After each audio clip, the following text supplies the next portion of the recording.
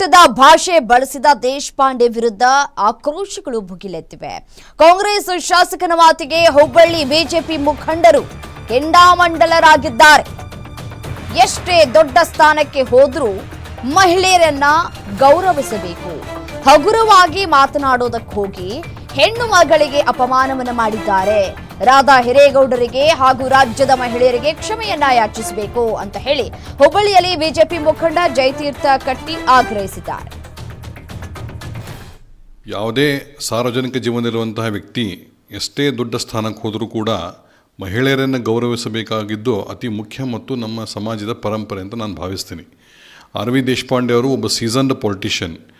ಏನೋ ಲೈಟರ್ ನೋಟಲ್ಲಿ ಮಾತಾಡ್ಲಿಕ್ಕೆ ಹೋಗಿ ಈ ಹೆಣ್ಮಗಳಿಗೆ ಅಪಮಾನ ಮಾಡಿದ್ದಾರೆ ಅಂತ ನಂಗೆ ಅನ್ನಿಸ್ತಾ ಇದೆ. ಅದಕ್ಕೆ ಆರ್ ವಿ ದೇಶಪಾಂಡೆ ಅವರು ಈ ತರಹದ ನಡೆಯನ್ನು ಈ ಸಮಾಜ ಸಹಿಸಬಾರ್ದು.